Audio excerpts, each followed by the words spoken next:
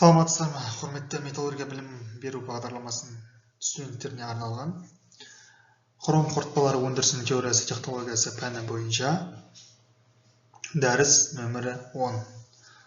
Дәріс тақырыбы хромды қорытпалардың биорганикалық қосылыстары өндірісінің экологиясы. Дәріс беруші Әбдірашит Асылбек Мейрамханұлы.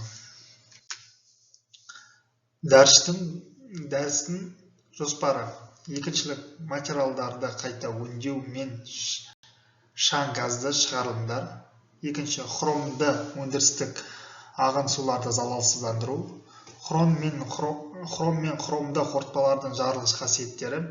Хромды қорытпалар мен хром қорытпаларының улы қасиеттері.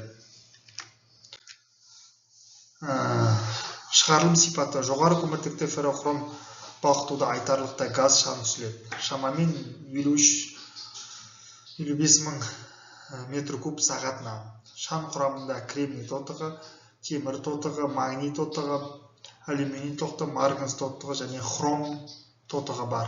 Әкпен күйдіру мен кен флюстік кезінде уытты суда жақсы еритін 6 валентті хроматтардың пайда болуы мүмкін. Олардың мөлшері пештің температурасы, электр режимі және шехтадағы қалдық карбонаттарға тәуелді. Екінші, тазалау және қайта өңдеу тиімділігі. Заманауи шаң ұстағыштар шаңды 2100 миллиграмм бөлінген метр куб деңгейінде түсіреді.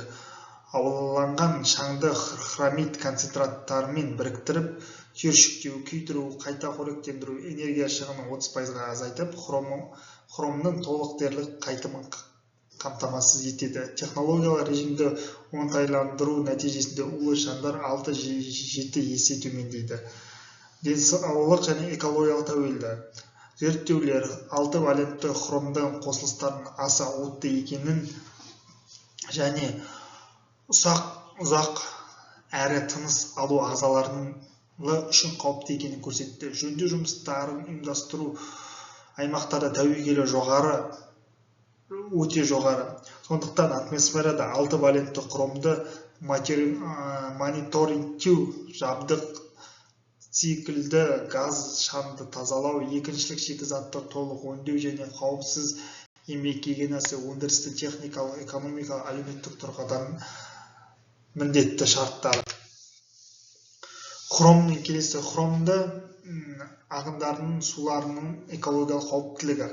Галваникалық және металл өңдеу өндірістерінің ағын суларының құрамында хромның әртүрлі валентті қосылыстары 6-3-2 катиондары кездеседі. Әсіресе 6 валентті ионы жоғары тотықсандырғышқа ие және адам ағзасына өте улы әсер етеді. Тыныс алу белгілері бауыр, бүйрек, жүйке жүйелерінің жұмысына ықпал етеді, әрі канцерогендік қасиет көрсетеді. Мұндай сулар құрамында хром оксидтері мен тұзды шаң немесе ерітінді түрде ұзақ сақталып, топырақ пен сулы табиғаттың балансын бұзады. Сондықтан да санитарлық гигиеникалық талаптар бойынша өндірістік ағынды сулардағы хром қосылыстары мөлшері қатаң бақылауға алынып, шекті рұқсат етілген концентратта берілген. Келесі: хромды бөліп алу қосылыстары және қайта өңдеу технологиялары. Өндірістік жағдайда галваникалық шламдарды хромның массалық үлесі 16-23 аралығында болады. Бұл қалдықтарды өңдеу үшін септілік реагенттер және температура әсерлер қолданылады.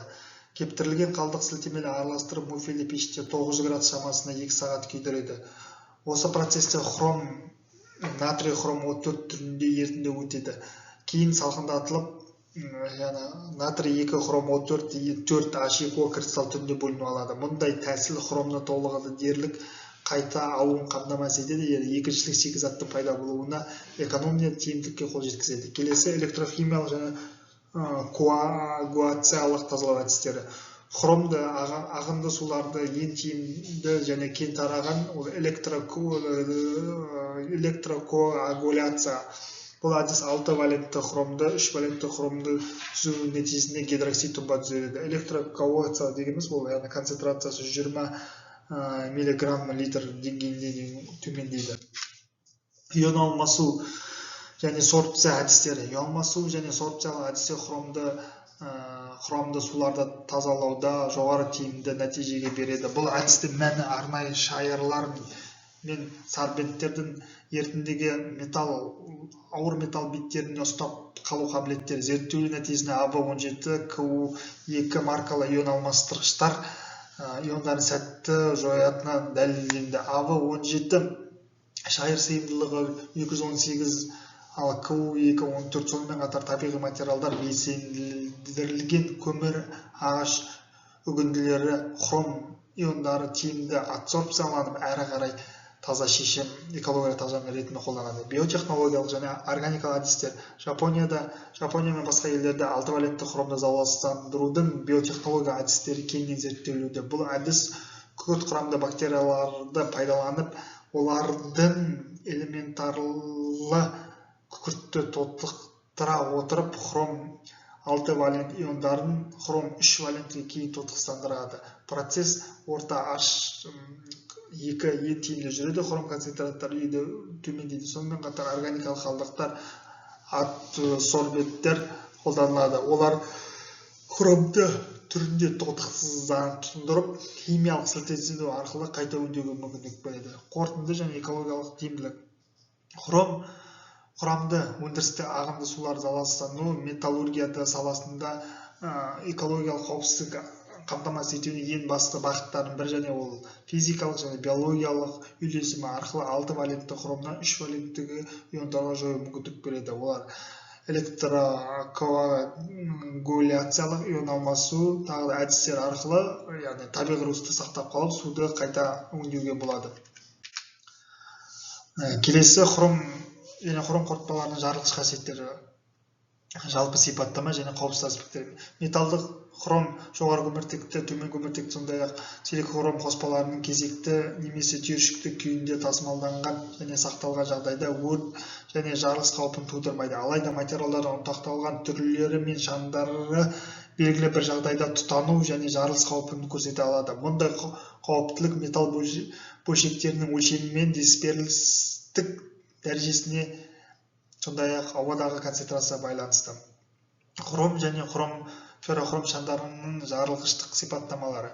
Жүргізілген зерттеу көрсеткендей, металдық хром шамдарының төменгі тұтануы 1 грамм метр куб жоғары, ал қабаттағы тұтану температурасы 515 градус құрайды. Бұл көрсеткіштер хром шамдарының салыстырмалы түрде төмен жарылғыштық қабілетін білдіреді. Төмен көміртекті және жоғары көміртекті хром ұнтақтары егер бөлшек өлшемі 50 микрометр аспаса, 1000 градусқа дейін қыздырылғанда өздігіне тұнбайды және ауада 5 кг метр куб концентрация жарылыс бермейді.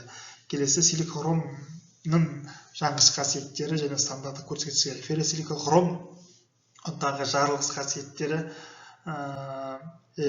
Челябинск институтында ГОСТ 21.1.04484 ИСО халықаралық стандарт бойынша анықталған. Оның химиялық құрамы хром 31%, кремний 50%, көміртек кремний 0,03%. Нәтижесінде ареозол түріндегі ферросиликон-хромның жалын алуы ол ұсақ күйде болады және ұнтақ күйінде 625 градус температурада тұтанаты анықталды. Келесі хромның улы қасиеттері. Хром қорытпаларының уытты дәрежесі де қауіпсіздік деңгейі.